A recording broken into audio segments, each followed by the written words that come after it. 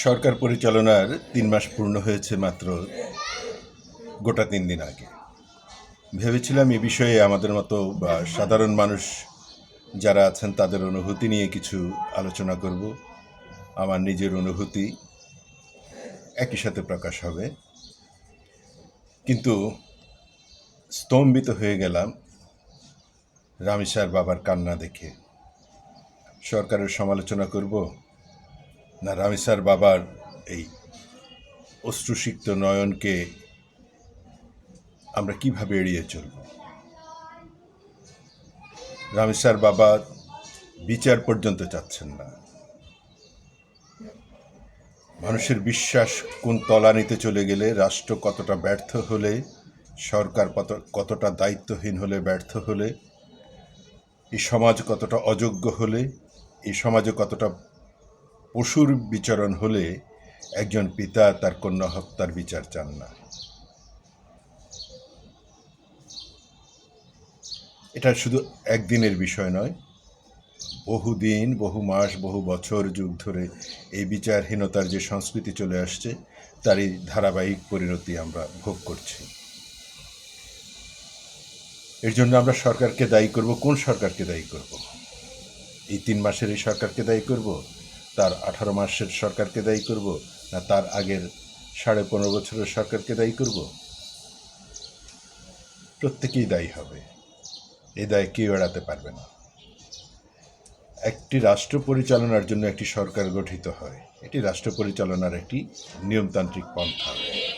কিন্তু রাষ্ট্র চলতে হয় আইনের মধ্যে দিয়ে, সরকার পরিচালিত হয় আইনের মধ্যে দিয়ে, বিভিন্ন বিধিবিধানের মধ্যে দিয়ে। জনগণের আস্থা যখন আইনের প্রতি না থাকে, যখন আইন মানুষের আস্থা হারিয়ে ফেলে, যখন আইন মানুষকে আশ্রয় দিতে না পারে, মানুষের প্রধান আশ্রয়কেন্দ্র যখন আইন না হতে পারে, আদালত না হতে পারে, তখন সেটি ব্যর্থ রাষ্ট্র হতে বাধ্য, তখন সরকার ব্যর্থ হতে বাধ্য। আপনি যত সুন্দর কথা বলেন, যত নীতিবাক্য বলেন, যত আপনি নিজেকে একজন আদর্শিক মানুষ হিসেবে, সরকার প্রধান হিসেবে প্রতিষ্ঠা করার চেষ্টা করেন, যত সিম্পল জীবনযাপন করেন, আপনার প্রোটোকলের গাড়িতে আগে 16টা গাড়ি থাকতো, এখন সেখানে 5টাতে নামিয়ে নিয়ে আসছেন। আপনি সেই বিলাসবহুল প্রধানমন্ত্রীর কার্যালয় ব্যবহার করছেন না, সচিবালয়ের ছোট্ট পরিসরে নিজেকে আবদ্ধ করেছেন, জনগণের জন্য দিনরাত কাজ করছেন, এমনকি শুক্রবার শনিবারও আপনি কাজ করছেন। এগুলো সমস্ত কিছু এই জনগণের জন্যই করছেন আপনি। সেই জনগণকে আইনের আওতায় নিয়ে আসার জন্য, আইনের প্রতি তার আস্থা তৈরি করার জন্য আপনাকেই কাজ করতে হবে। হ্যাঁ, এই সরকারকেই বলছি, এই 3 মাস পূর্ণ করা এই সরকারকেই বলছি। এই ঘটনার জন্য, রামিসার ঘটনার জন্য কে দায়ী সেটি আমাদের বলার বিষয় নয়। আইন খুঁজে বের করবে, আইন শৃঙ্খলা বাহিনী তাকে খুঁজে বের করবে, বা যারা এর জন্য দেয় তাদেরকে খুঁজে বের করবে, বের করে তাদেরকে দৃষ্টান্তমূলক শাস্তির সম্মুখীন যদি করা যায়, তাহলে মানুষ আইনের প্রতি বিশ্বস্ত হবে, আস্থা রাখবে। তাহলে মানুষ সরকারের প্রতি আস্থা রাখবে।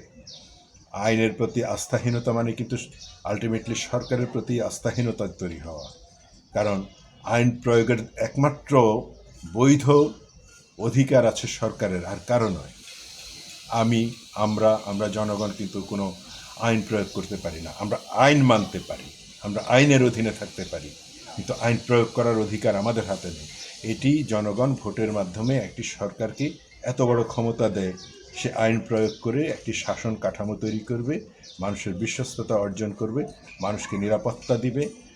যদি কোথাও অন্যায় অনাচার হয়, দুর্নীতি দুঃশাসন হয়, তার বিরুদ্ধে আইন কঠোরভাবে দাঁড়াবে এবং এই আইনটা প্রয়োগ করবে সরকার।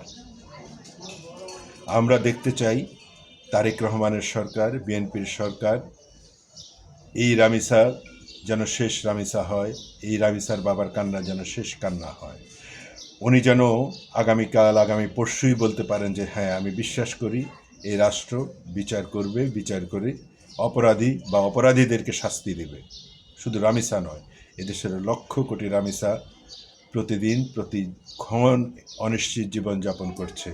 এই অনিশ্চিত জীবনযাপন কোনো রাষ্ট্রের, একটি নিরাপদ রাষ্ট্রের পরিচয় বহন করে না, একটি সুন্দর রাষ্ট্রের পরিচয় বহন করে না। আমরা তখনই উন্নত হব যখন রাষ্ট্র এরকম আমাদেরকে নিরাপত্তার ব্যবস্থা করে দেবে, আইনের অধীনে সমস্ত মানুষ পরিচালিত হবে, আইন মানতে বাধ্য হবে, আইনকে ভয় পাবে, কারণ আইন অন্যায়কারীকে কঠোর শাস্তি দেবে। এইটি যখন প্রতিষ্ঠিত হবে তখন সরকারের প্রতি মানুষের আস্থা বাড়বে। এই সরকারকে যেমন বিপুল ভোটে মানুষ নির্বাচিত করেছে, রাষ্ট্র পরিচালনার দায়িত্ব দিয়েছে, ঠিক এই সরকারেরও বিপুল দায়িত্ব রয়েছে, বিপুল ভার বোঝা রয়েছে মাথার উপরে। এটি অস্বীকার করা যাবে না। প্রধানমন্ত্রী যে গতিতে আগাচ্ছেন, তার মন্ত্রিপরিষদ তার চেয়ে যোজন যোজন দূরে অবস্থান করছেন। প্রধানমন্ত্রী যদি 100 মিটার দৌড়ের মধ্যে দিয়ে আগাতে চেষ্টা করছেন, তার মন্ত্রিপরিষদ মনে হচ্ছে যেন এটাকে 1000 মিটারের দৌড়ের ওই রিলে দৌড়ের মধ্যে নিয়ে যেতে চাচ্ছেন। এভাবে আসলে সরকার ব্যর্থ হয়ে যাবে। সরকার তার অঙ্গীকারগুলো পূরণ করার আপ্রাণ চেষ্টা করছে। নির্বাচিত হয়ে তারপরে শপথ নেয়ার মাত্র 10 দিনের মাথায় তাদের নির্বাচনী অঙ্গীকারগুলো বাস্তবায়নের জন্য বিভিন্ন কর্মসূচি গ্রহণ করেছে। এগুলো সবই সরকারেরই করতে হবে, এগুলো সবই সরকারের করতে হবে।